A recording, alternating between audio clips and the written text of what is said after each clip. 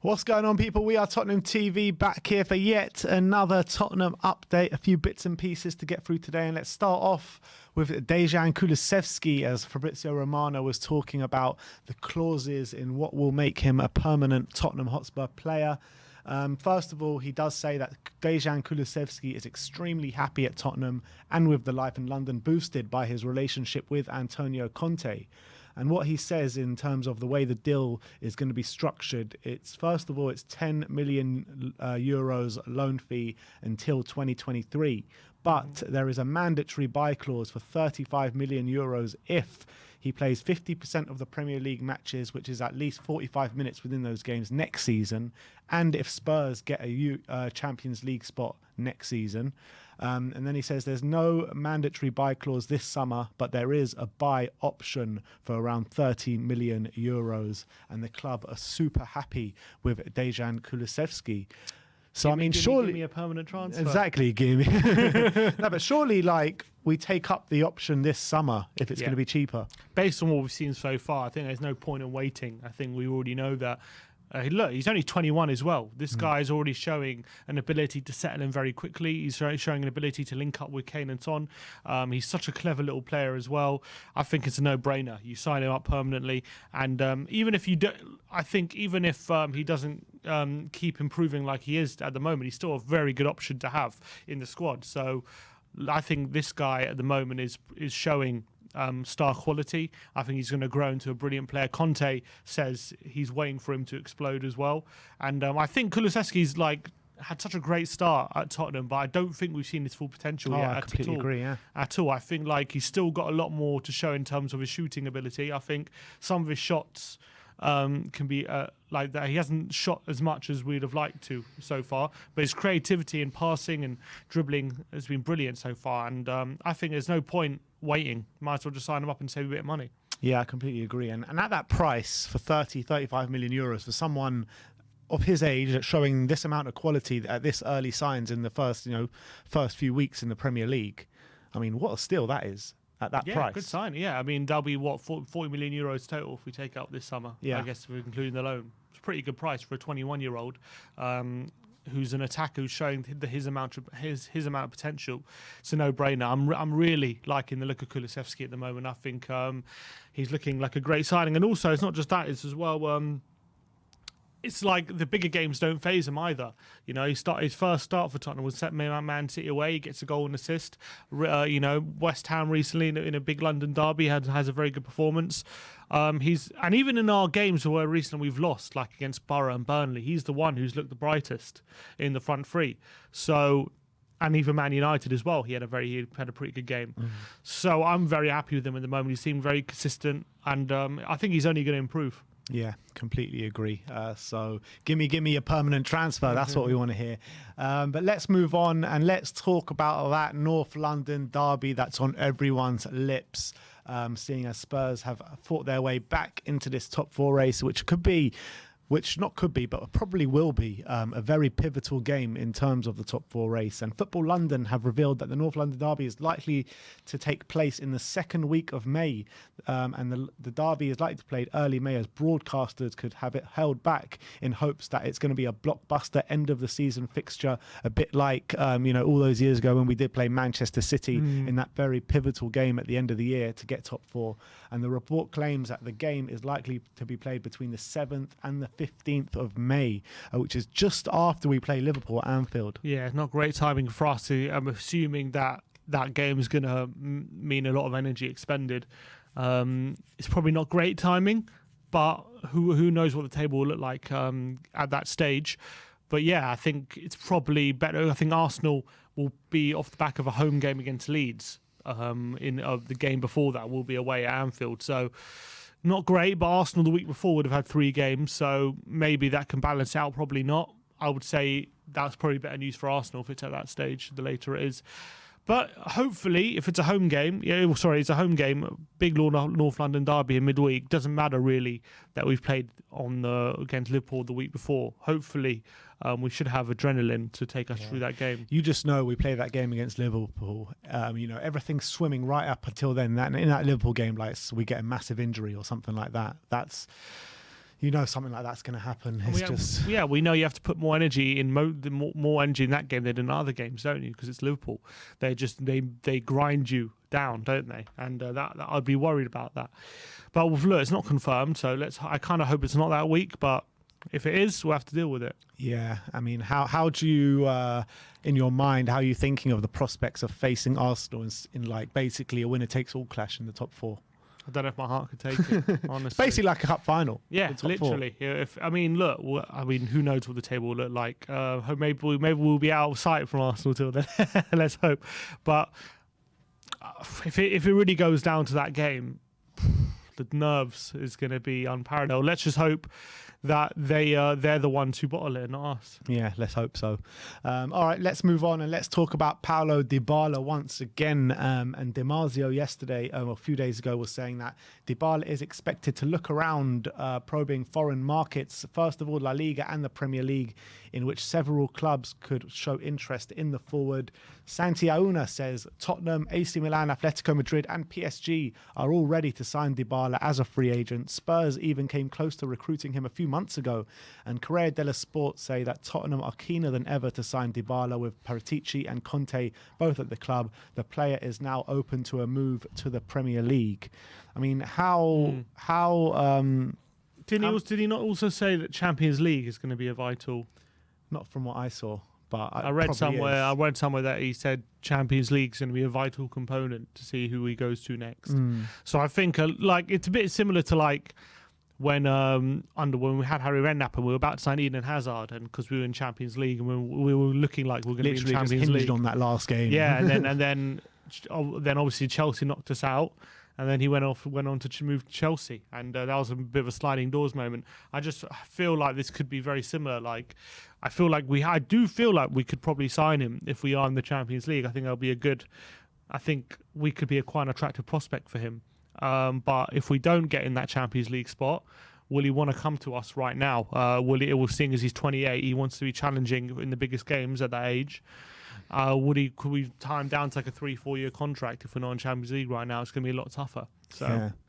I mean, when you're looking at these clubs that Santi Auna's talking about, Tottenham, AC Milan, Atletico Madrid, PSG, if let's say for argument's sake, everyone's playing Champions League football next season, where do you think the most likely destination is? If you want to be Premier League, then us. But I think it's Atletico. Would he go there? I mean, he might go there, but it is quite an Atletico Madrid signing in a way. Because, I was thinking that as well. Because they like to sign they'll always have like a revolving door of good quality forwards. And if, let's say, João Felix or Griezmann leave this summer, it would be a very Atletico Madrid signing for him to go there. But I don't know. I think if he wants a crack at the Premier League, obviously we're the best option. All right, let's move on, as Rulli Galetti has been talking about Juan Cuadrado and says that Tottenham have contacted Cuadrado's agents to obtain some information about the Juventus player. If he does not renew at the Italian club, Fabio Paratici would happily bring him to Tottenham Hotspur. Obviously, the guy's 33 years old right now. We heard, Conte talking in January that that's not really the route that Tottenham are going down. We're going to be signing kind of young players, up-and-coming players that have a high ceiling. So how viable do you think this one is?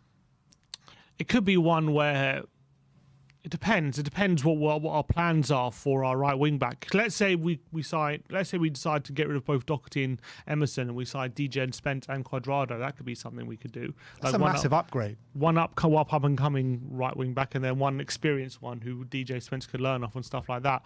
That I see. But if we're keeping one of Emerson or Doherty for next season, which is probably a likely scenario at this stage, I don't know if Cuadrado is the route we go down by signing the other one. But I think if we had Cuadrado even for a year or two, with his experience, with his quality in the final third compared to what we have now, would be much more threatening from the right wing back positions, 100%.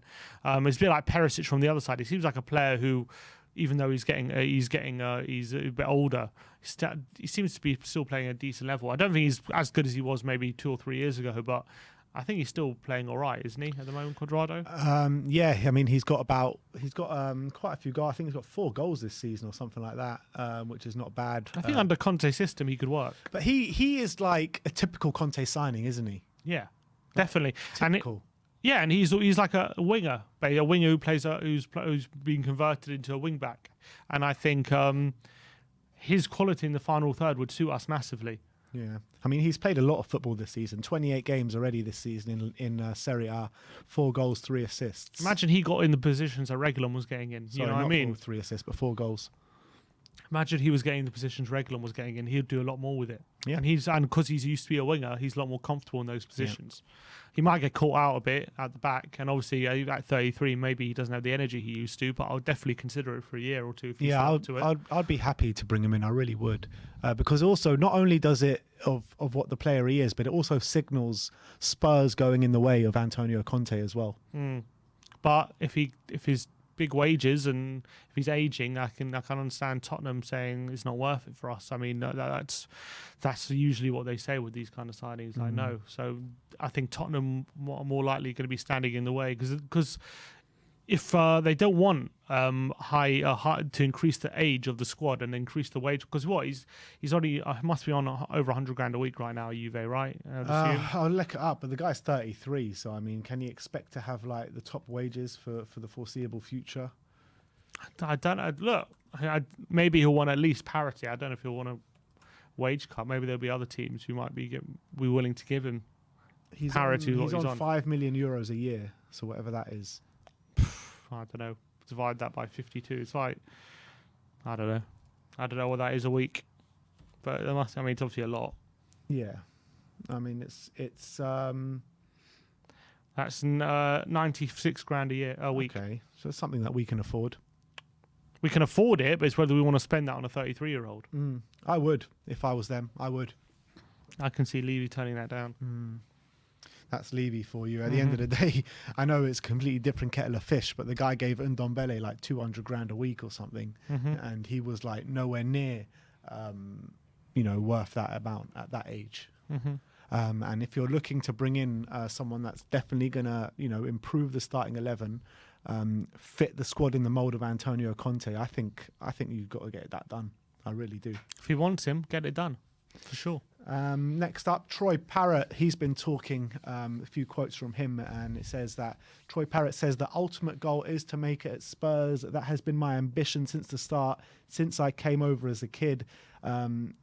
Who said Parrott, who swapped life in League One for international duties this week with Republic of Ireland, and he says he still feels the same way now. So, I mean, it does seem like Troy Parrott's head seems to be a bit more screwed on in recent weeks than it has been maybe in the past. Definitely. And look, he's been called up for Ireland as well at the recent international breaks. That's good news for him. He's starting to play quite well for MK Dons. He's getting goals and assists, which is good. He's getting a lot of plaudits over there.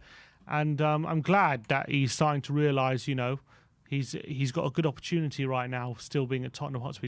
He shouldn't let that go by, and he needs to make sure he makes the most out of these loan spells if he's going to make it. Otherwise, if he doesn't, he's just going to come back and he's going to be probably looking for another loan spell up until he leaves, and he doesn't want to be in that position, does he? So, look, it sounds like his mentality shifted a bit, which I'm happy about. But let's see if it carries on. And I don't know if he'll be ready for Tottenham next season, but let's see. Hopefully, he'll go to the Championship and see what his level is like there. All right, well, keep doing what you're doing, Parrott, because there are good noises coming from that direction, so that's good to hear. Jermain Defoe next up. Apparently, according to The Sun, Jermain Defoe is on the verge of retiring with immediate effect. He's just recently joined Sunderland in January, only managed to get on the pitch a handful of times, mostly as sub-appearances, hasn't scored a goal yet, so maybe Defoe is coming to the end of his career. 362 appearances for Spurs, 143 goals, 32 assists. Unbelievable player for us. One of my childhood favourites. Great moments in a Spurs shirt. Obviously, he came twice as well. So, yeah, just want to wish Jermain Defoe the best for the future, because he was literally one of my favourites growing up. Yeah. classic. You don't get many strikers like Defoe anymore. Classic, just pure finisher, just a guy looking purely on the pitch to score goals. He was dynamite on his day, and he had a bit of longevity as well. Even like up until a few years ago when he was first at Sunderland, he was smashing it out, getting like 15 Premier League goals in the season. Obviously, he's now 38, 39, isn't he? So it was always going to happen that it was going at some stage he's going to have to hang up his boots, but. He's had a great career, very long career. Do you reckon he goes into management, or he maybe becomes like a pundit or something? Yeah, I got a feeling he's more of a pundit. I've been seeing him on Sky Sports a bit recently. Yeah, as he was on Sky Sports as well. I'd love to get him on the channel, Jermaine, if you're listening. Yeah, I love that. Come on, I want to give you a full-length interview. Let's do it. Favourite Defoe moments for you? My favourite Defoe moment?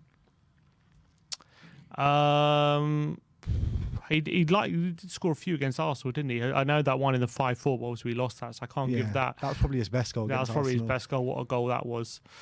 Oof. It's got to be surely the game against Wigan, the 9-1. Well, his 5 goals, that was brilliant as well.